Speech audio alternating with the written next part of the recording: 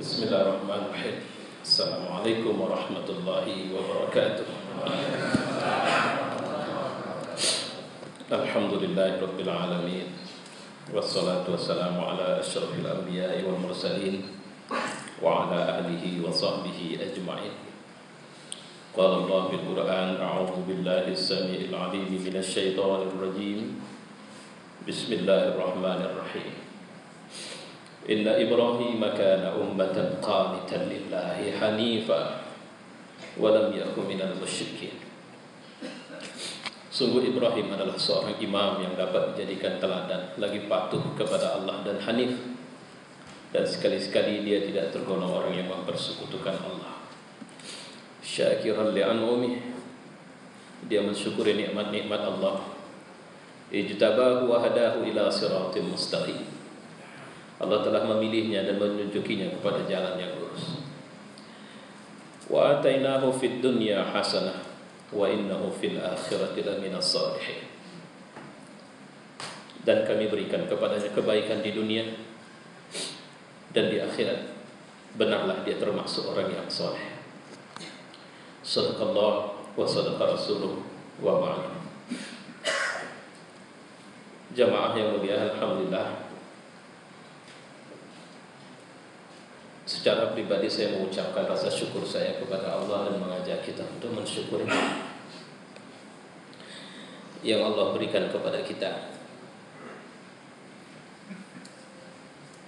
Yang terus terang sebenarnya kemampuan kita untuk mensyukuri nikmat Allah itu tidak akan sanggup untuk membalas nikmat atau mengganti atau menyamakan nikmat dengan syukur yang kita lakukan itu. Makanya dalam istighfar akbar Allah mengingatkan kepada kita untuk mengucapkan satu kalimat, aku datang dengan nikmat yang kau kasih kepadaku ya Allah. Tapi nikmat itulah yang kugunakan untuk kemudian aku bermaksiat kepadamu. Kau kasih aku nikmat mata, tapi mata itulah yang berdosa. Kau kasih aku nikmat lidah, tapi lidah itulah yang kemudian kugunakan sebagai alat untuk bermaksiat kepadamu. Wahai Tuhan yang memberi nikmat lidah itu kepadaku. Kau kasih aku nikmat kemaluan, tapi kemaluan itu yang aku gunakan untuk berzina. Kau kasih aku nikmat tangan, tapi tangan itu yang kugunakan untuk mencoba menantang hukum. Kau kasih aku nikmat hidup, tapi hidup inilah yang kugunakan untuk dan memenuhinya dengan kemaksiatan. Sampai-sampai kita tidak pernah berpikir bakal ada kematian datang kepada kita.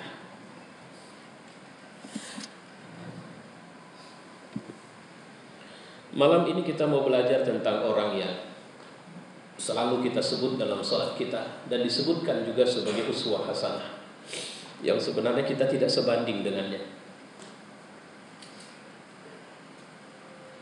Kalau kita bicara dengan belajar cinta, kita belajar cinta sama Majnun saja mungkin kita tidak bisa tertandingi atau menandinginya. Ketika Laila sudah tidak ada, setiap hari Majnun datang ke rumah Laila. Setiap hari dia memegang dinding rumah itu, menciuminya, membelainya, dan mengucapkan kata-kata mesra. Sehingga orang mengatakan, lihatlah dia sudah gila oleh cintanya kepada Laila. Dia tidak peduli apa kata orang. Dia hanya mengatakan, kalian yang tidak tahu berapa besarnya cintaku kepada Laila, kalian kira aku gila karena cinta? Tidak. Atau kalau memang kalian ingin mengatakan seperti itu, silakan. Tembok ini aku tahu dia cuma batu. Aku cium dia, aku belai dia, aku berkata kepadanya, karena dulu Laila pernah tinggal di balik tembok ini. Mungkin sama dengan kita ketika kita mencintai seseorang, istri kita, anak kita, suami kita, setelah mendahului kita, di saat kita masuk ke dalam kamar di mana kita biasa tidur bersama, sehingga akhirnya ada orang yang tidak mau dia. Aku pindah sajalah dari rumah ini. Itu terjadi pada Bilal bin Rabah. Saat Rasulullah wafat, dia tidak mau tinggal di Madinah.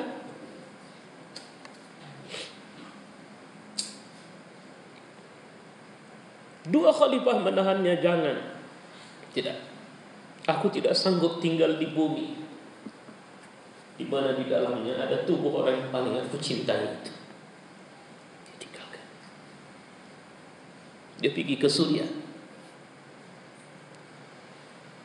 Dia tinggal di sana 20 tahun lebih.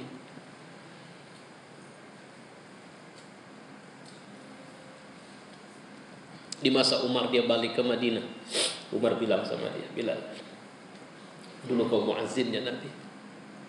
Mau enggak kalau kau azan hari ini? Dia bilang, sepertinya aku tidak sanggup. Satu saja permintaan. Aku tidak minta yang lain darimu, wahai Bilal. Tapi azanlah untuk kami hari ini. Kalau bukan kau tidak memintaku, aku tidak akan melakukannya, kata Bilal. Akhirnya dia naik ke tempat dia biasa azan. Saat pertama kalimat Allahu Akbar, Allahu Akbar, Madinah tersentak hari itu. Semua orang teringat nostalgia dulu. Dan semua orang keluar dari rumahnya menuju ke arah masjid. Sepertinya Bilal yang azan. Asyhadu an la ilaha illallah. Semua orang sudah dengan cucuran air mata datang ke masjid Nabi. Sampai ketika dia mengatakan asyhadu anna, dia terisak-isak menangis. Yang terjadi azan itu dengan gemuruh tangisan semuanya. Sampai Bilal mengatakan, ya Umar, aku tidak sanggup. Aku tidak sanggup melanjutkan azan ini. Umar pun sudah menangis meraung. Kenapa? Karena cinta tidak mengenal waktu. Walaupun sudah terpaut dengan kematian. Kalau memang ada cinta di hati kita, kita akan seperti Bilal.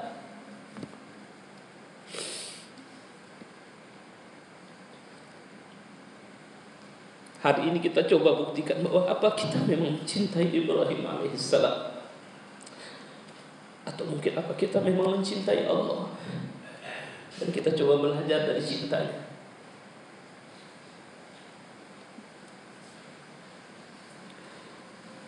Saat kelelahan yang luar biasa itu, Abu Bakar melihat wajah Nabi dan kemudian, ya Rasulullah, tidurlah di atas pahaku karena perjalanan kita masih panjang. Kau juga lelah ya Abu Bakar? Tidak ya Rasul, kau lebih utama harus istirahat ketimbang aku. Maka Rasul pun tidur. Abu Bakar menselonjorkan kakinya, tapi karena sempitnya gua itu, kaki itu tertumbuk kepada batu dan membuat jempolnya terluka dan berdarah. Abu Bakar menahan supaya jangan, tapi air matanya bercucur dan kena ke pipi Rasulullah. Rasul terbangun dan melihat Abu Bakar bercucur air mata. Kenapa ya Abu Bakar? Enggak apa-apa ya Rasul. Enggak apa-apa, kenapa? Enggak ada ya Rasul, tidurlah. Tidak. Aku tidak bisa tidur kalau melihat kau seperti ini. Apa kau tidak suka ikut? Tidak ya Rasul. Nyawaku untukmu.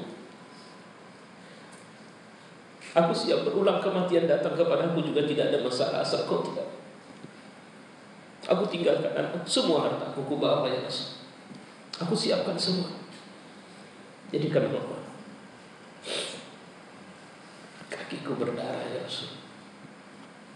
Kenapa tidak kau bilang dari tadi? Aku tidak tega membangunkanmu ya Rasul. Saya belum mau cerita yang lain saja. Lihatlah sekarang di luar sana, mereka menyebut diri mereka Muslim, tapi mereka mempertontonkan aurat mereka. Adakah cinta di hati mereka kepada Allah? Adakah cinta di hati mereka kepada Rasulullah?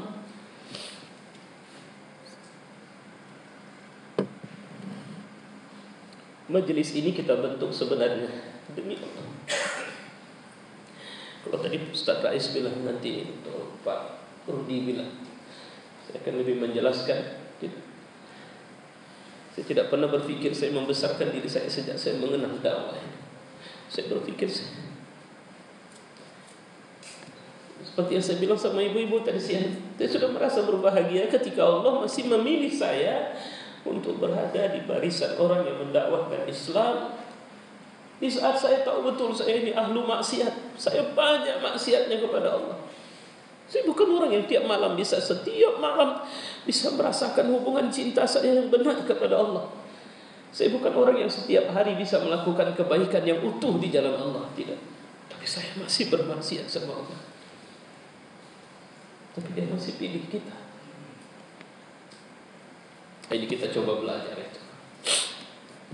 Jemaah yang mulia, kenapa kita pilih Ibrahim? Saya memilih tema ini setelah memperhatikan bahwa sepertinya memang kita harus belajar banyak darinya. Karena beliau telah melampaui sekian batas sehingga Allah menyebut dia ummatan, bukan seorang pribadi saja. Dan ini luar biasa. Kalau bicara orang-orang filsuf bicara tentang insanul kamil, orang-orang tasawuf bicara tentang ma'rifatullah, orang-orang harakah bicara tentang iqamatuddin, maka bertemu semua itu pada sosok seorang Ibrahim alaihissalam. Dia pernah melampaui garis batas negara di mana dia berhadapan-hadapan dengan raja dan semua sistem negara itu untuk mengatakan tidak kepada kekufuran mereka. Dia berangkat dari rumah di mana ayahnya juga adalah orang yang dia berani mengatakan tidak terhadap kekufuran ayahnya. Allah telah mengujinya untuk melawan kekufuran. Tapi Allah juga mengujinya ketika dia menegakkan keimanan kepada Allah. Ini uniknya Ibrahim alaihissalam. Saya ulang sekali lagi.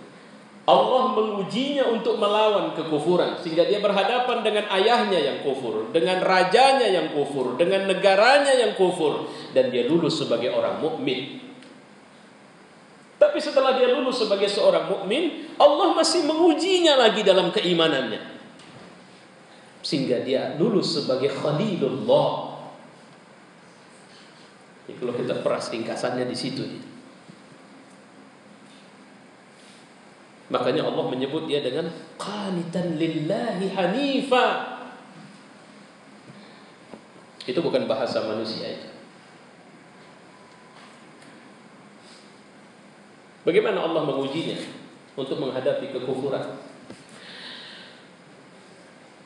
Hari ini zaman, kalau tadi Ustaz Rais telah memulai dengan istilah dia menyembelih anaknya. Saya membaca sebuah artikel bahwa jika Ismail hari ini adalah hartamu, jika Ismail hari ini adalah jabatanmu, jika Ismail hari ini adalah cintamu kepada keluargamu, beranikah kau menyembelih Ismail itu? Yang dia hanya simbol dari cinta-cinta yang bisa menjauhkanmu dari Allah. Sewaktu Majnun membelai-belai anjing yang biasa dipelihara Laila, dia juga mengatakan satu kalimat, anjing ini dulu Laila pernah membelainya. Sehingga setiap ada dia pernah melihat Laila pernah menyapa seseorang, maka dia akan menyapa orang itu dengan cinta, karena dia mencintai Laila, bukan mencintai orang itu. Ini luar biasanya. Padahal saya mengatakan itu cuma seorang Majnun yang mencintai Laila. Bagaimana dengan kita? Nah, Ibrahim tumbuh langsung dalam tarbiyah rabbaniyah. Quran menceritakan bagaimana pelajaran beliau mencari atau menemukan Rabbul Alamin. Dia tumbuh dalam cinta itu. Dia tumbuh dalam perawatan yang khusus dari Allah Subhanahu wa taala. Ibrahim tidak pernah tunduk kepada sesuatu selain Allah. Ketika proses penemuan itu berlangsung, dia berhadapan dengan sebuah tatanan yang kalau bahasa kita sekarang, memang sudah zamannya, kita nggak bisa rubah ini. Percayalah kita bisa rubah ini. Saya punya mimpi seluruh Indonesia, insya Allah jika punya budaya seperti ini dengan izin Allah. Di mana? Karena dulu Hasan al-Banna juga pernah mengatakan jika mereka ingin menghancurkan kita dengan kekuatan-kekuatan yang mereka punya, kita akan serang mereka dengan kekuatan yang kita bangun di saat sebelum fajar datang.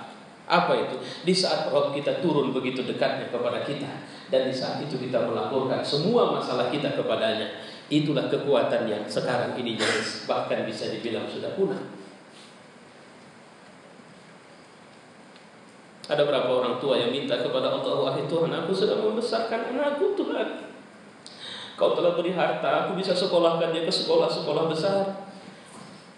Dia sedang tumbuh menjadi anak remaja, dia sedang tumbuh menjadi anak muda, dia sedang tumbuh menjadi orang yang bisa dikenal di tengah masyarakat. Tapi aku tidak tahu bagaimana cara harus menanamkan akhlak ini kepadanya, kecuali aku minta kepadamu, dan ini waktu terbaikku Tuhan. Adakah ibu menghabiskan waktu malam itu untuk minta kepada Allah? Padahal itulah waktu kita paling dekat sama Allah seharusnya. Adakah penguasa-penguasa negeri ini mereka bangun di pagi hari sebelum datangnya subuh, yang mereka mengatakan, ya Allah, betapa beratnya beban ini. Ketika mulia di dunia memang semua orang menyambut kedatanganku. Janganlah kau hinakan nanti di saat datang kematian. Ketika mahsyar kau bentang, kau bangkitkan aku sebagai orang yang hina, karena aku tidak bisa menjalankan jabatan ini dengan benar. Adakah pemimpin-pemimpin kita menghabiskan waktu sebelum subuhnya untuk Tuhan? Itu yang hilang dari kita. Itu yang hilang dari ustaz-ustaz kita. Itu yang hilang dari orang-orang tua kita. Itu yang hilang dari orang-orang kaya kita. Ada bapak pernah minta sama Tuhan, ya Rabb, Kau telah beri aku karunia kekayaan begini banyak. Janganlah biarkan kekayaan ini yang menggiringku nanti masuk ke dalam api-Mu, wahai Tuhan. Kalau tahu telah Kau kasih begitu banyak kekayaan, jangan kekayaan ini yang menyusahkanku di kehidupan akhirat nanti. Kapan itu harus Bapak ucapkan? Sebelum datangnya subuh itu. Adakah kita punya kebiasaan itu?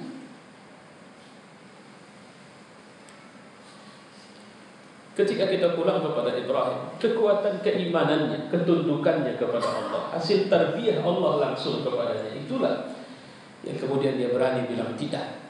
Tapi jangan lupa, tidak yang diawali dengan cinta kepada Allah. Ayah, ada dialog yang dibicarakan atau yang diceritakan dalam Al-Quran antara Ibrahim dengan ayahnya, disebut Azar. Apakah memang Azar itu nama ayahnya atau tidak? Ada sedikit-sedikit perselisihan yang saya temukan di antara para mufassir, tapi yang pasti orang tuanya dikenal sebagai orang yang menyembah berhala. Aku akan tetap mintakan keampunan kepada Allah atas dosamu, ayah, karena pasti ini sebuah penyimpangan yang tidak bisa dimaafkan oleh Allah. Artinya apa? Dia tumbuh sebagai manusia baru, yang dia bisa melawan siapa saja yang berada di barisan kekufuran, sampai-sampai memisahkan dirinya dari orang-orang yang punya nasab darah sekalipun tidak ada masalah. Itu yang diwarisi oleh Mus'ab. Itu yang kemudian diwarisi oleh Abu Ubaidah.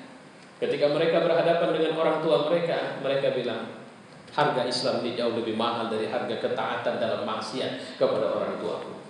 Tidak. Sehingga ketika kita sudah tersentuh dengan Islam, sebenarnya yang muncul adalah perasaan kita terjual. Ini dulu. Makanya memulai hidup kita harus menghargakan dulu kita ini siapa. Apa harga besar kita sebenarnya. Dia lulus untuk kemudian dia tetap menjadi anak yang baik terhadap orang tuanya, tapi bukan anak yang taat dalam kemaksiatan orang tuanya. Dia lulus di situ. Sekarang dia bergerak keluar menghadapi negaranya. Ibrahim adalah bahagian dari rakyat di negara itu, di mana tatanan sistemnya adalah tatanan yang membenarkan ketundukan kepada taghut. kepada raja yang mengatakan dia Tuhan selain Allah dan tidak mengakui adanya Allah. Berani gak kita di posisi waktu seperti itu untuk tetap mengatakan tidak, karena aku tunduk kepada Allah? Kita harus belajar dari seorang Ibrahim. Ada berapa banyak orang yang tidak sanggup untuk tetap berada dalam keimanan, tampil zahir dan batin? Ada berapa banyak kita yang melakukan afwiyah? Ustaz, memang berat Ustaz, namanya juga di kantor begini, sistemnya masih begini. Yang saya lakukan paling memperbanyak istighfar sajalah. Mau sampai kapan? Apakah setelah istighfar merasa aman dan kemudian membenarkan anak kita minum dari sumber yang haram yang kita bawa ke rumah dengan alasan memang sudah seperti inilah keadaannya? Tidakkah terbetik dalam doa kita, dalam selipan minta kita, dalam rintih minta ampun kita sama Allah? Ya Tuhan, jangan sampai kematianku datang di mana aku masih terbelit oleh masalah-masalah yang kemudian aku memaafkan diriku untuk bermain dalam kemaksiatan atau ketidakbenaran. Dulu waktu menyelesaikan perang menaklukkan Konstantinopel, Muhammad Al-Fatih mendatangi kemah ustaz yang membimbing dia, Syekh A. Syamsuddin. Dia minta izin ketemu. Setelah bertemu, dia bilang, Ustaz, saya mau mundur dari jabatan saya sebagai raja, sebagai sultan. Maksudmu? Aku mengundurkan diri karena tugasku sudah selesai menaklukkan Konstantinopel. Terus rencanamu selanjutnya apa? Aku mau ikut kau mengaji. Kemana kau mengaji aku ikut, kemana kau berzikir aku ikut. Syekh yang hanif dan Rabbani ini bilang begini sama dia, ya Muhammad, kalau memang kita sudah sampai pada maqam cinta kita sama Allah, memang tidak ada kenikmatan hidup kecuali dalam majelis-majelis seperti ini. Gak bisa dibandingkan itu yang lain-lain itu di luar. Coba bawa duit sebanyak-banyaknya malam ini dan habiskan dengan kesenangan.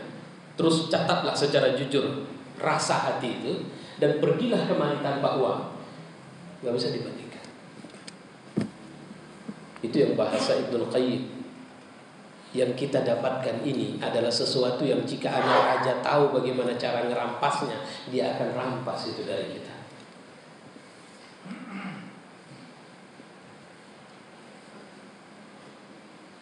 Saya kemarin melihat satu video Mursi memberi pledoinya pengadilan, Presiden Mursi. Saya tidak mendengar kecuali semua yang dia jadikan sebagai pledoi dia adalah ayat-ayat Quran. Dia mengingatkan untuk bersabar dengan semua ujian dan tidak ada yang menolong kita kecuali Allah. Dia berulang mengucapkan hasbunallah wa ni'mal wakil. Apa yang bisa mereka buat untuk kita? Kata Ibnu Taimiyah, mengusir kita. Itu sama dengan menyuruh kita rehlah, bahkan memperluas jaringan dakwah, memenjarakan kita. Itu sama dengan menyuruh kita uzlah. Sehingga waktu yang mungkin di luar sana tidak cukup untuk membaca Al-Quran, kita bisa gunakan membaca Al-Quran lebih banyak, taqarrub kepada Allah lebih banyak. Membunuh kita, itu sama dengan menyuruh kita syahid. An-Nawawi pernah diusir oleh penguasa satu negeri. Karena sebab sang penguasa melihat bahwa orang lebih banyak manut sama dia ketimbang sama si sultan ini. Imam Nawawi bilang begini, gak ada masalah, saya keluar. Begitu dia keluar, diperkirakan 2/3, hampir 2/3 penduduk kota ikut keluar bersama dia. Raja bilang, gak usah, gak jadilah, nanti habis rakyat. Apa jawabannya? Pantang bagiku untuk kembali setelah aku menetapkan sebuah keputusan. Dan itu pun atas permintaan yang kau minta kepadaku. Beda sama sekarang, kalau membangun ngefans orang bisa dengan promo ini, ada tim khusus untuk ini. Ya Allah, jika Allah sudah cinta seorang hamba, pertama dia curhat sama malaikatnya. Kalau pakai bahasa kita, aku cinta kali sama dia. Kalau Allah sudah cinta kepada seorang hamba, maka yang akan mengenal hamba, dia pertama sekali mengenalkan kepada makhluk yang makom kesolehannya paling dekat sama Allah. Itu ciri orang yang sedang dicintai Allah. Hei malaikat, kalian kenal si Fulan bin Fulan? Aku cinta sama dia. Maka malaikat pun akan mengenalkan cinta itu, akan membocorkan cinta Allah itu kepada orang-orang yang mencintai Allah. Sehingga walaupun kekasih Allah ini berada di penjara sekalipun, ini tidak bisa menodai rasa cinta itu. Karena cinta itu tidak bisa diabstraksikan dalam sebuah teori kecil. Itu yang terjadi pada ketika api yang membakar Ibrahim itu tidak bisa membakar fisiknya. Kalau pakai bahasa orang-orang yang suka bermain dengan bahasa filsafat, bagaimana orang yang terbakar cinta bisa dibakar lagi oleh api dunia ini?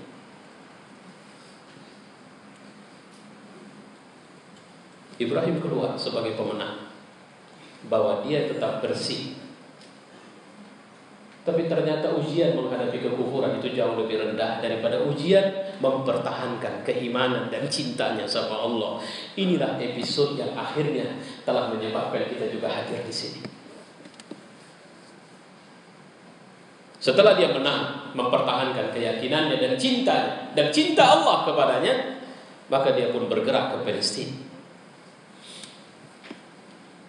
Dimulailah episode baru dalam hidupnya.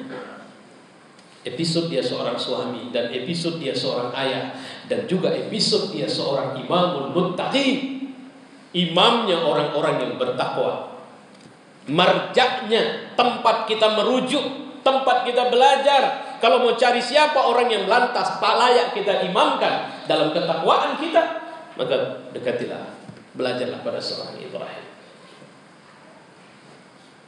Sedikit episode itu bisa kita lihat dari setelah kelahiran Ismail. Saya tidak perlu menceritakan, tadi sudah dibayangkan lebih 70 tahun dia tidak punya anak. Saya tidak perlu menceritakan bagaimana perasaan orang yang selama ini pingin punya anak tapi tidak punya anak, tapi setelah 70 tahun Allah kasih. Tapi setelah itu datang Allah suruh dia pergi ke satu tempat yang jangankan tumbuhan, binatang, tumbuhan, manusia tidak ada di tempat itu. Kalau kita yang sudah pernah pergi ke Masjidil Haram, sekarang susah untuk melihat suasananya. Karena dulu antara Bukit Safa menuju Ka'bah itu jauh posisinya. Sekarang karena enak kita melintas-lintas. Safa menuju Marwah itu juga bukan sebentar untuk Ini adalah perjalanan orang yang sudah menyerah kepada Allah. Ketika dia diputus untuk pergi ke sana, bawa istri dan anak. Orang yang sangat taat itu tidak pernah bertanya untuk apa. Walaupun dia sudah mengajari anaknya dengan pernyataan, inni ara fil manam anni adba'uka fanzur madza tara. Aku melihat. Anaknya tidak jawab. Loh, kenapa begitu mimpinya ayah? Ya abati if'al ma tu'mar. Ketika Allah bilang berangkat, sebenarnya sudah ada komunikasi yang tidak perlu dibahas lagi, karena dimunculkan dalam komunikasi Ismail dengan Ibrahim bahwa Ibrahim tidak bertanya kenapa, untuk apa aku bawa anakku ke sana, ke sebuah negeri yang tidak berpenghuni itu. Bukankah ini pelajaran tawakal Bapak Ibu? Bukankah ini pelajaran cinta?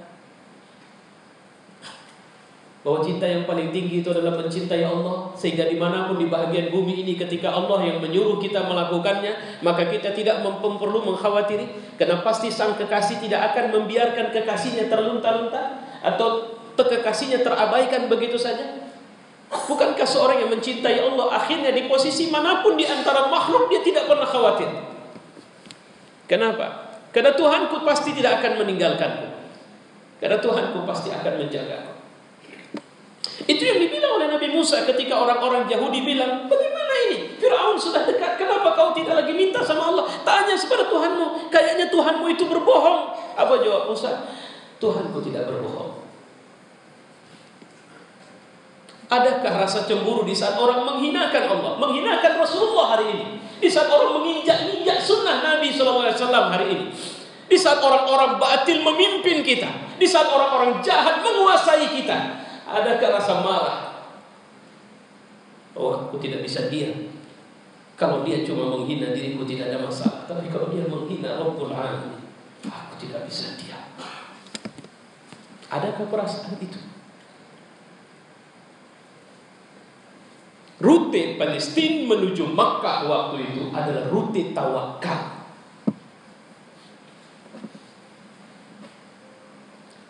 Secara syariah apa Ibrahim tidak bergemuruh hatinya? Pasti. Tidak usah dibicarakan. Quran tidak perlu membicarakan itu. Kenapa? Karena Ibrahim sama kita, dia manusia. Secara syariah, secara manusiawi, tidak usah dibahas.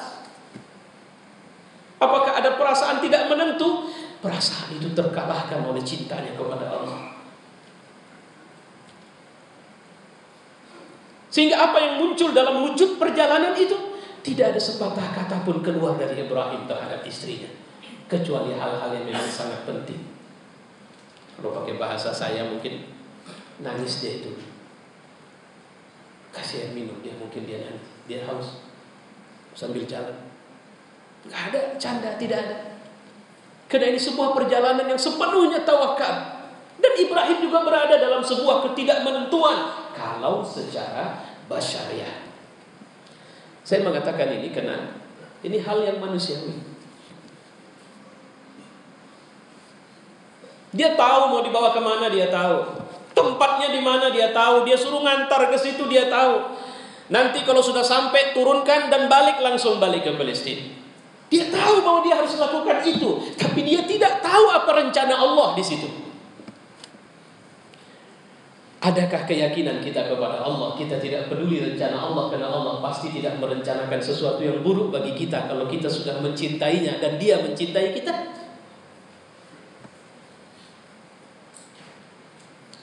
Sakit ini Ustaz, ada dukun yang bisa ngobati, tapi Allah bilang jangan. Tapi karena cinta yang luar biasa kepada anak, akhirnya Bapak antarkan anak itu ke dukun tadi. Bukankah sebenarnya Bapak tidak percaya dengan kata jangan dari Allah? Sehingga disitulah tertakar cinta kita.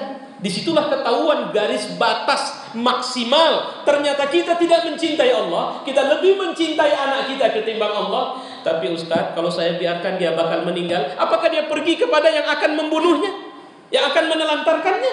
Bukankah dia kembali kepada yang mencintainya? Dan bukankah kesabaran kita juga akan dibalas dengan pahala olehnya? Sayangnya wilayah ini yang sering sudah mati dalam keimanan kita. Kalau nggak pakai uang suap ini Ustaz, nggak bisa ini masuk. Sebentar Allah bilang jangan. Tapi ini untuk dakwah. Allah tidak membutuhkan para duat yang mengotori nilai-nilai penting yang luhur dari dakwah ini dengan ijtihadnya yang menyeleneh dari garis dakwah yang ditetapkan Allah Subhanahu wa taala. Maka Allah pun berlepas diri dari kita. Ambillah dakwah yang kau kira dakwah itu. Hati-hati. Tapi kayaknya Ustaz, kalau kita buat ini seperti itu, tidak mungkin. Nah, itu iman bukan logika. Ketika seseorang melogikakan keyakinannya kepada Allah, itu tandanya dia belum yakin sama Allah. Iman itu seperti seorang anak kecil yang digendong ibunya, ashabul ukhdud, yang ketika api sudah berkobar, kemudian si ibu tahan, anak itu bilang sama dia, masuk. Kau tidak menemukan kematian di situ, tapi kau akan menemukan kehidupan, dan jangan khawatiri aku, karena Allah juga sedang sayang sama aku. Bisa nggak kita mencerna ini dari pendekatan yakin sama Allah? Itu yang dicerna Ibrahim dalam perjalanan tawakalnya itu. Begitu sampai di lembah Bakkah, saat itu Ka'bah belum berdiri, Ibrahim berbalik ke arah Palestina. Hajar yang semula turun mengira suaminya bersamanya, karena tidak ada informasi, cuma dibawa jalan, mengejar dari belakang dan bertanya, mau kemana bang? Ibrahim tidak jawab. Dengan untanya dia terus berjalan, mau kemana? Makanya kalau ibu sekarang kan ada Syari Ibrahim Al-Khalil. Nah ini buat jadi semangat ingin balik lagi ke Mekah ini, yang udah pernah. Jadi dekat Masjidil Haram itu ada jalan Ibrahim Al-Khalil namanya. Jadi ada Syari Al-Hijrah, itu berbagi ke arah Misfalah. Itu kan jalan Ibrahim. Itulah laluan yang dilalui oleh Nabi Allah Ibrahim ketika dia setelah mengantar Hajar. Syari Al-Hijrah itu jalur hijrah. Jadi jalur jalan hijrah yang diambil Nabi. Jadi hanya selisih sedikit saja itu. Jadi jalan balik dari situ. Makanya nama-nama itu sebenarnya kalau Mekah itu nggak asal kasih nama orang itu. Ya. Dan ada fitnah dari seorang Gus Nuril bilang bahwa rumah Khadijah sudah jadi toilet. Dia bohong itu. Yang jadi toilet itu rumahnya Abu Jahal.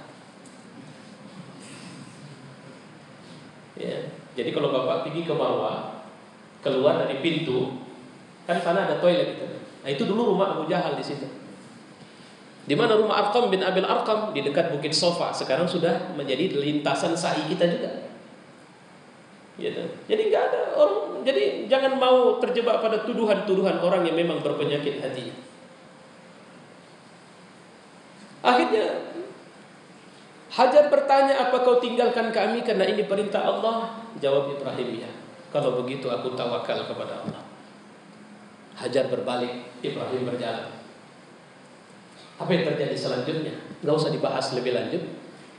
Ibu pasti paham bagaimana seorang ibu yang merawat anaknya di tempat yang tidak ada tumbuhan, yang tidak ada pohon, tidak ada orang, tidak ada binatang, tidak ada air satu titis pun. Apa yang akan dilakukan seorang ibu di situ? Coba kita renungkan sebentar. Bayi yang masih digendong geletak, bukan posisi tegak. Siapa yang ditinggalkan Ibrahim di situ? Orang-orang lemah. Kalau mau dilihat dari sudut fisiknya, perempuan yang tidak punya pekerjaan apapun kecuali merawat anaknya. Dia bukan wanita karir. Anaknya juga bukan anak yang sudah bisa jalan sehingga bisa diatur, tapi anak yang masih harus digendong ke sana kemari. Siapa yang ditinggalkan Ibrahim? Tanggung jawabnya. Kalau mau kita bilang kan bahasanya begitu. Siapa yang ditinggalkan Ibrahim di lembah Bakkah itu? Tanggung jawabnya. Artinya apa? Jangan kau takut meletakkan tanggung jawabmu kepadaku. Aku akan jaga itu. Tapi kasih samaku. Apa tanggung jawab? Ngasih makan. Minta samaku.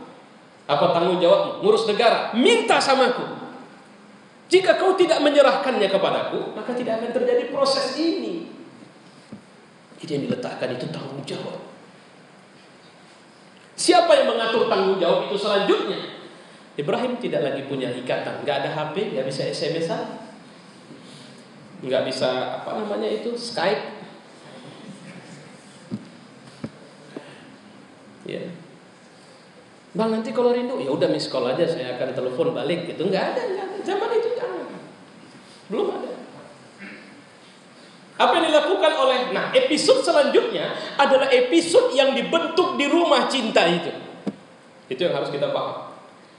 Bahwa rumah ini adalah rumah orang yang mencintai Allah. Di dalam rumah itu ada Ibrahim, ada Hajar alaihissalam, dan kemudian ada Ismail alaihissalam yang kemudian dipindahkan. Dan episode selanjutnya, jika ingin membentuk sebuah rumah tangga cinta, maka belajarlah dari istri yang mencintai suaminya karena Allah. Hajar alaihissalam, dia tidak pernah menuntut suaminya. Bang, mau kemana bang? Kok nggak nengok kami bang? Jadi ini apa maksudnya bang? Memang kata Tuhan kau ditinggalkan. Ya Allah bang, kalau tahu begini ceritanya nggak mau aku menikah samamu bang. Ini anak ditinggal. Tidak ada. Apa selanjutnya episodenya adalah episode untuk membuktikan cintanya sama Allah. Apa yang dia lakukan? Tidak ada. Dia merawat anaknya di situ. Sampai ketika anak itu sudah mulai menangis karena membutuhkan air. Itulah kemudian dia meletakkan kabarnya Ismail di tempat yang belakangan nanti akan dibangun kisarannya Ka'bah. Dan dia melihat ke arah bukit yang paling tinggi waktu itu adalah Bukit Sofa. Ibu bisa bayangkan, Bapak bisa bayangkan. Itu kan sebenarnya tidak lurus jalan itu. Cuma karena suasana kita masuk masjid gak terasa itu naik turunnya itu kan. Tapi kalau zaman itu masih bebatuan, coba bayangkan dia melihat bukit paling tinggi adalah Bukit Sofa, dia berlari ke sana yang kemudian bebatuan. Bukan kayak sekarang lantai keramik apa semua. Dari atas Bukit Sofa dia berulang-ulang pergi ke Marwah, Sofa, Marwah, Sofa, Marwah. Saya mau kasih sedikit pelajaran sama ibu. Coba bayangkan perasaan Hajar waktu dia lari itu. Makanya sering kalau saya membawa jamaah, saya bilang, ibu, saya tidak butuh ibu berdoa apa, bapak berdoa apa, tapi saya mau sampaikan pesan. Kenapa Hajar melakukannya dari Sofa ke Marwah? Setelah itu berdoalah sesuatu. Kenapa? Hajar itu melakukan gerakan yang as soon as possible, sesegera mungkin bagaimana caranya dapat air. Kenapa searah kita sekarang kalau berjalan di arah Romal itu kita harus melihat ke Ka'bah? Karena waktu itu Ismail diletakkan di sana. Dia sambil berlari. Apa yang muncul di situ? Ikhtiar. Apa yang muncul di situ? Cinta kepada anak. Apa yang muncul di situ? Keinginan untuk mendapatkan air secepatnya bagaimanapun caranya. Dia sudah berkeliling sebenarnya. Tapi apa yang kemudian? Allah hanya ingin melihat ikhtiar kita. Jangan pernah bilang kekayaanku karena usahaku. Bohong. Kekayaan itu karena Allah memberikannya kepada. Ada orang yang keluar dari rumahnya pagi sampai sore, dia tidak pulang dan dia jarang bertemu anaknya lagi sedang bangun, tapi Allah hanya memberi sedikit kepadanya. Kurang ikhtiar apa? Karena ikhtiar itu i'malu fasayarallahu a'malakum. Apa yang terjadi setelah dia berlari seperti itu? Allah memberi air itu bukan dari posisi lintasan antara Sofa menuju Marwah, tapi air itu muncul di tempat antara dia dengan Ismail alaihissalam. Bagaimana prosesnya? Saya pikir tidak usah kita. Ada yang bilang malaikat melempakkan sayapnya, ada yang sudah, biarlah itu menjadi catatan sejarah saja. Tapi yang pasti jangan pernah berhenti ikhtiar. Jadi setelah tawakal dengan ikhtiar itu dekat sekali. Dan jangan pernah menuduh. Nggak ada sambil merepet. Kalau tahu nggak begini dari awal sudah tak mau ikut. Jangan. Ini pun anak ini nangis saja buat orang panik. Tidak. Dia melakukan itu semua tanpa menciderai tanggung jawabnya sebagai ibu. Kenapa air? Karena air itu kehidupan.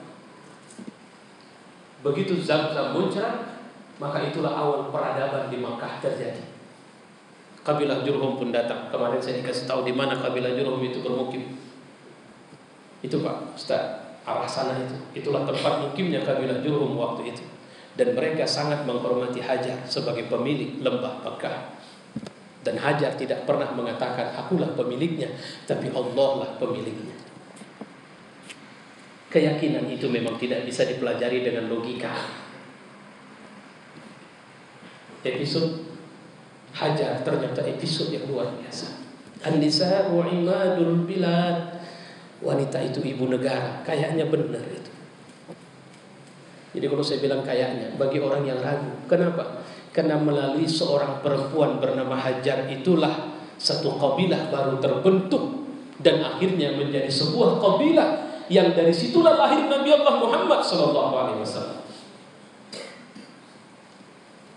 Bukan laki-laki, tapi perempuan. Bukankah Allah telah menghargai Ibrahim dengan adanya Hajar di sampingnya, dan Muhammad sallallahu alaihi wasallam dengan adanya Khadijah di sampingnya? Bukankah Allah telah menghargai Muhammad sallallahu alaihi wasallam dan kita dengan menjadikan Khadijah sebagai yang pertama sekali beriman? Kenapa Allah memilih Hajar untuk Ibrahim? Karena Hajar adalah ibu dari peradaban yang lahir itu. Bahkan sampai Makkah pun disebut dengan Ummul Qura. Dia adalah ibunya, bukan bapaknya negara. Bapaknya sebuah negeri, tidak, tapi ibunya. Dan selalu kita bilang ibu kota, ibu kota, ibu kota, sampai kemana.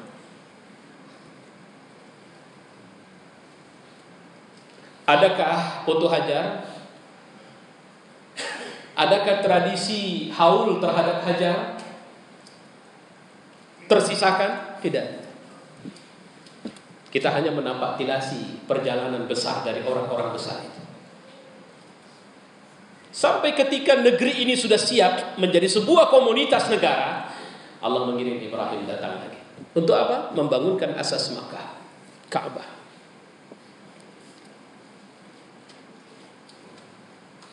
Itu yang harus kita pahami. Kalau tadi siang saya bilang sama ibu-ibu, seberapa dekat kita dengan Ka'bah, bahkan kita bisa menyentuh dindingnya, itu bukan makom kedekatan kita dengan Allah. Makom kita itu ada pada tingkat keyakinan kita kepada Allah. Seberapa dekat? Jadi, seberapa yakin kita sama Dia di titik itu?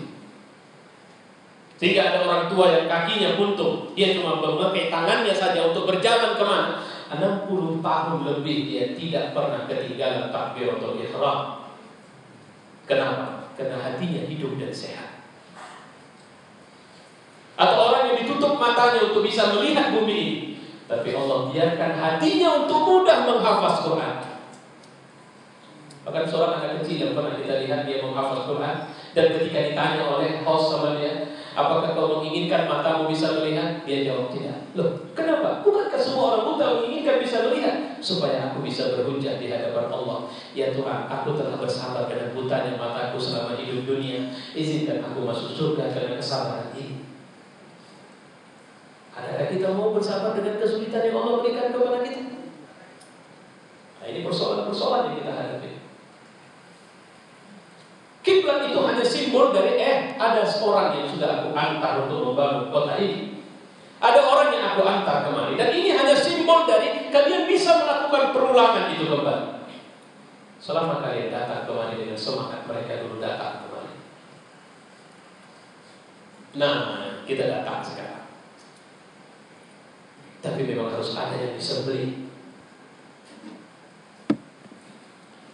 Jangan pernah melihat cermin, karena kau tidak mungkin bisa menyembelih dirimu sendiri.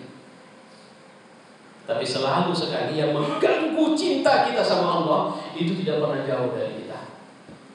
Kalau tadi ayatnya al-malu wal-banun, Ustaz yang menyampaikan, Ustaz Maghamsi, itu seorang ulama yang sedang naik daun di Saudi sekarang. Beliau itu imam Masjid Kuba. Cuma kalau kita ke Kuba jarang ketemu sama dia. Masih muda, yang selalu memberikan tausiah seperti itu. Dia menceritakan bahwa itulah ayat yang membicarakan tentang Nabi Allah Ibrahim alaihissalam, yang dia telah meninggalkan semuanya karena Allah. Tapi meninggalkan itu maknanya adalah menyembelih cintanya kepada selain Allah. Itu hanya simbol dari sakralitas itu. Jadi Makkah itu secara ruang dia sakral, waktu tertentu dia sakral, dan orang yang ke sana harus dengan semangat seperti Ibrahim ke sana. Seperti Hajar waktu sa'i. Apakah sa'i kita punya muatan itu, Ibu? Apakah tawaf kita seperti tawafnya Ibrahim dengan Ismail? Yang mereka meminta kepada Allah, wahai Tuhan, kasihlah penghuni negeri ini buah-buahan, jangan biarkan mereka lapar. Wahai Tuhan, utuslah untuk penduduk negeri ini satu orang yang akan memberikan pelajaran kepada mereka. Adakah tawaf Bapak Ibu kemarin? Ya Tuhan, aku punya saya Saya punya 9 orang anak. Saya kemarin sama istri saya begitu. Pada saat kami sedang tawaf, setelah tawaf umrah, saya bilang, saya berdoa, kau aminkan. Maka saya berjalan sambil digandeng oleh istri saya berdoa. Dan ada sesuatu yang memang membuat sampai sekarang saya merasa tersentuh ketika doa itu berlangsung sambil melaksanakan tawaf. Hujan pun turun, pelan-pelan membasahi sampai basahnya baju saya. Dan petir keluar begitu kerasnya. Ya Allah, semoga ini isyarat kau suka. Kau memang sayang. Kalau ada dosa, ampuni kami ya Allah. Adakah tawaf kita punya muatan itu? Tawaf itu bukan harus seberapa dekat kita dengan Ka'bah, tapi seberapa dekat kita dengan Allah. Karena Ka'bah itu hanya simbol dari pusaran kehambaan kita. Adakah kita bilang, ya Tuhan, aku diserahkan kekuatan, aku diserahkan amanah untuk mengerjakan ini ya Allah. Saya mohon ampun sama Allah. Satu doa yang boleh saya bocorkan, ya Tuhan, kalau kau memang pilih aku menjadi dai yang menjelaskan Islam, tak usah jadi ulamanya. Aku minta kalimatku itu bisa jadikan qaulan balila, qaulan layyina, qaulan karima, kalimat yang bisa memijit hati orang supaya dia bisa lembut. Kalimat yang bisa aku sampaikan kebenaran, walaupun kebenaran itu pahit, aku sampaikan. Dan biarlah harga diriku adalah surga. Kita sudah menyerahkan seperti itu, sehingga kita keluar dari situ menjadi orang yang terus merasakan cinta di jalan Allah Subhanahu wa taala. Dan jemaah yang mulia, sebenarnya panjang yang ingin saya sampaikan, tapi saya pikir sudah cukup penjelasan tadi secara ringkas untuk akhirnya ini keluarga cinta. Beliau adalah ayah cinta, istrinya adalah istri cinta, anak-anaknya adalah anak cinta. Allah memang mempersiapkan mereka sebagai generasi besar. Ishak akhirnya memunculkan keturunan dari Bani Yahudi belakang. Ismail keturunan orang-orang baik. Dari dalam hal ini lahirlah Muhammad sallallahu alaihi wasallam, nabi yang kepadanya kita beriman sebagai nabi, khatamul anbiya. Nah, nanti kita pulang ke rumah, cobalah periksa apakah rumah kita itu rumah cinta, apakah suami kita itu suami cinta, apakah istri kita itu istri cinta, anak-anak kita itu anak-anak cinta. Kalau bahasa saya tadi siang sama ibu-ibu sebelah sana itu banyak orang-orang yang sudah dipanggil Allah, yang kekayaannya mungkin jauh lebih kaya dari kita, yang kedudukannya sewaktu hidup mungkin jauh lebih mulia dari kita. Cobalah kira-kira rasakan seakan-akan kita sudah di situ sekarang. Kira-kira apa yang diharapkan mereka kalau kita melintas? Apakah mereka akan minta uang kita? Atau mereka bilang bahwa kedudukanku kemarin? Mereka hanya akan menunggu satu kalimat. Kalau kita orang yang tidak mereka kenal, kita akan bilang Assalamualaikum ya ahlat ya minal muslimin wal mu'minin wa inna insyaallah bikumul lahiqun nas'alullah lana wa lakumul afiyah.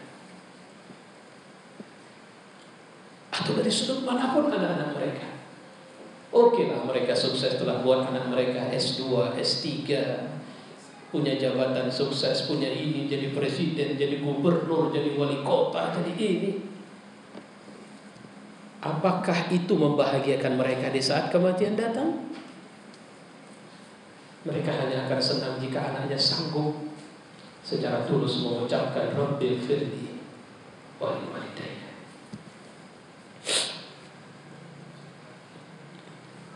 Ajarkan itu sama anak kita sekarang, mereka bisa menghafalnya.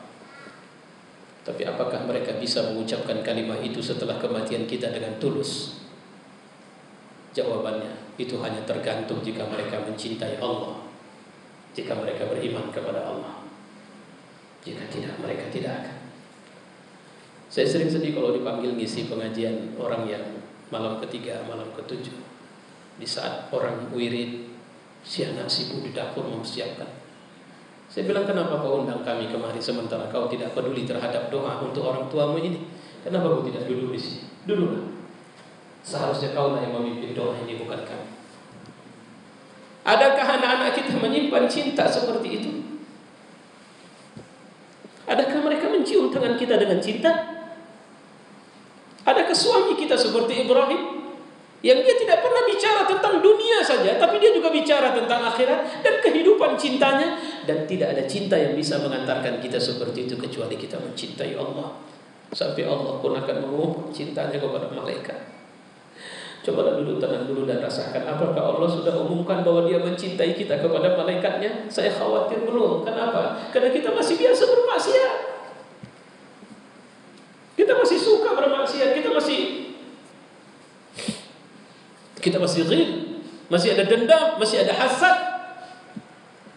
masih suka fitnah, masih menganggap kalau bukan karena saya tidak ada ini. Semoga Allah ampuni kita. Jemaah, mari kita tutup pertemuan ini dengan berdoa kepada Allah Subhanahu wa taala.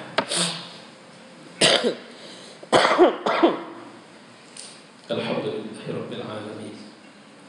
Wassalatu wassalamu ala asyrafil anbiya'i wal mursalin wa ala alihi wa sahbihi ajma'in. Wahai Rabbul Alamin, kami kembali menadahkan tangan kami ke hadirat-Mu. Ada sekian banyak makhluk telah Kau jadikan, Kau ciptakan menghuni bumi ini. Di manakah kedudukan kami di hadapan Dia banding semua makhluk yang ada, Tuhan? Secara zahir kami memang lebih mulia dari binatang, dari tumbuhan. Tapi benarkah kemuliaan itu ada pada kami di hadapan-Mu, ya Allah? Ya Tuhan, nafs kami lebih suka mengajak kami menjauh dari-Mu. Jiwa kami tidak mudah tentram jika dia diajak untuk tunduk kepada-Mu. Kau melahirkan kami, Kau membenarkan kelahiran kami dengan cinta. Saat kelemahan itu luar biasa pada kami, Kau menitipkan kami pada dua manusia yang kami sebut sebagai orang tua kami, dan mereka membesarkan kami. Kami tidak tahu waktu itu seperti apa, tapi kami tahu setelah bersama kami ada anak-anak itu. Ketika satu anak kami sakit, kami tidak sedang sakit, tapi kami juga tidak bisa tidur karena sebab sakitnya anak kami. Kami tidak sedang bermasalah dengan kesehatan, tapi kami juga kehilangan selera makan sebelum kami lihat mereka bisa makan. Tuhan, Kau titipkan kami kepada orang yang telah Kau benarkan kasih sayang kepada mereka, sehingga dengan kasih sayang itu mereka membesarkan kami, ya Allah.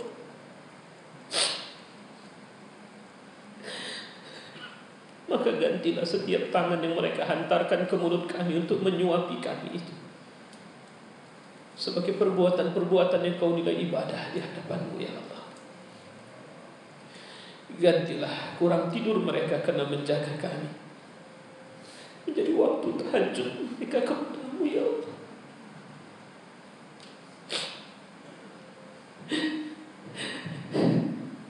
Gantilah kesabaran mereka menghadapi kebengalan kami, menghadapi kenakalan kami, dengan surga yang Kau berikan untuk mereka, ya Allah. Dan jika mereka telah mendahului kami, maka izinkan mereka mendapatkan kelapangan dalam kubur mereka, karena sayang yang Kau titipkan kepada mereka untuk membesarkan kami waktu itu, ya Allah. Kalau bukan bersama mereka, mungkin kami tidak berani berjalan lebih jauh dalam kehidupan ini. Mereka dengan sabar menatahkan bahasa-bahasa kepada kami, sehingga kami akhirnya bisa berbicara dengan baik. Wahai, benarlah bahwa tidak ada manusia yang bisa digantikan kebaikannya dalam hidup ini kecuali mereka disandingkan dengan syukur kepada-Mu, ya Allah. Mereka tidak melakukan itu dengan kebencian kecuali ketulusan. Dan hari ini kami anak-anak mereka, kami menadahkan tangan kami ke hadirat-Mu, wahai Tuhan, yang telah memberikan mereka sebagai orang tua bagi kami. Mudahkanlah kebaikan bersama mereka. Berikanlah cahaya untuk mereka. Berikanlah pahala yang besar untuk mereka. Kami tidak tahu cara membalas sayang untuk mereka, maka balaslah mereka, sayangilah mereka ya Allah. Seperti mereka menyayangi kami di saat kami sedang tidak berdaya itu, di saat kami sedang tidak mampu bicara, di saat kami tidak mampu mencari makan untuk kami sendiri ya Allah. Wahai Tuhan yang telah menjadikan kami orang tua pula pada hari ini, jadikanlah kami orang-orang yang tetap sabar di hadapan-Mu ya Allah. Jadikanlah kami orang tua yang tidak akan membenarkan neraka untuk anak kami. Jadikanlah kami orang tua yang akan membimbing mereka sujud kepada-Mu ya Allah. Jadikan kami orang tua yang tidak akan terpisah dengan mereka dalam kehidupan akhirat nanti ya Allah. Jadikanlah kami keluarga yang akan masuk ke dalam surga-Mu ya Allah. Wahai Rabbul Alamin, saat akhirnya kami telah balik, saat akhirnya Kau memberikan akal kepada kami untuk kami bisa menjalankan kehidupan kami sendiri, saat secara syariat kami disebut sebagai mukallaf, saat itu kami mulai berdosa kepada-Mu ya Allah. Saat itu kami mulai belajar untuk merasa lebih nyaman tidak sujud kepada-Mu. Saat itu kami sudah mulai merasa tanpa-Mu kami bisa hidup, tanpa orang tua kami bisa hidup. Ya Tuhan, sejak saat itu sampai kami menadahkan tangan, inilah kemaksiatan itu berulang kami lakukan di hadapan-Mu. Ampuni kami Tuhan. Ampuni kami atas dosa yang kami lakukan yang kami menyukai. Ampuni kami atas dosa yang kami lakukan yang kami menikmatinya. Ampuni kami atas dosa yang kami lakukan yang kami tidak peduli dengan dosa itu. Ampuni kami atas dosa yang kami lakukan yang kami tidak takut dengan api-Mu ya Allah. Ampuni kami atas dosa yang kami lakukan yang dengan dosa itu Kau pun meninggalkan kami ya Allah. Wahai Rabbul Alamin, janganlah Kau tinggalkan kami sebesar apapun kemaksiatan ini, karena jika Kau pergi dari kami, itu sama artinya maka kami akan berjalan dalam kesesatan demi kesesatan, dan kami tidak akan pernah menemukan kebahagiaan. Ya Tuhan, kami melihat orang yang telah Kau berikan kekayaan dunia untuknya, tapi Kau tidak memberikan ketenteraman baginya. Kami melihat orang yang merebut kekuasaan dan mengambilnya, dia tidak dekat kepada-Mu. Kami menemukan dia juga tidak mendapatkan kebahagiaan di sana.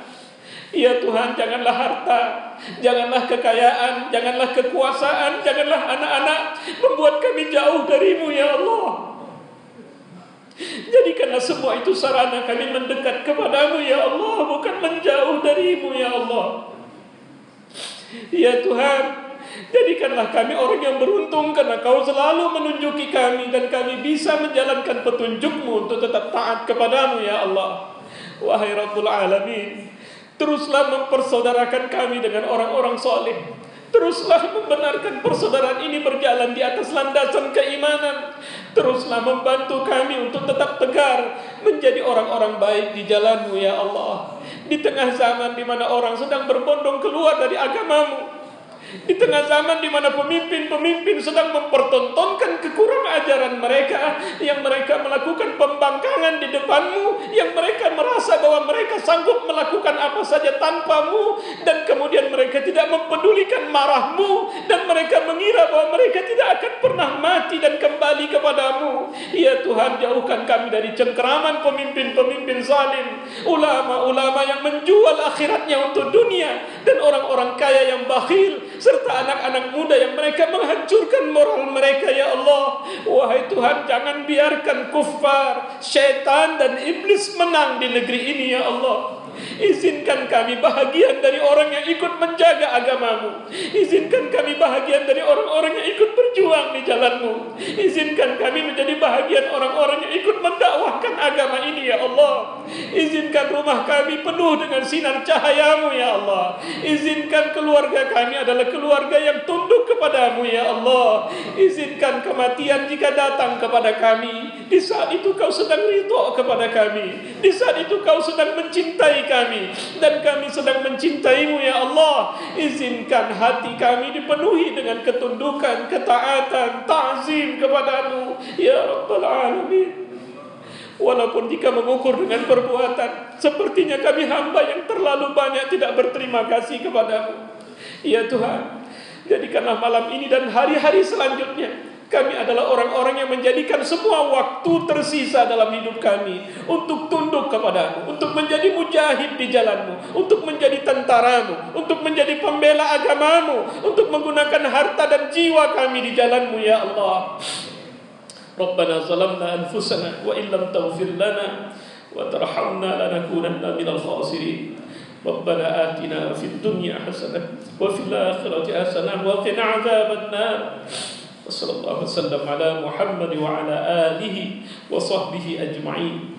Walhamdulillahi rabbil alamin. Assalamualaikum warahmatullahi wabarakatuh.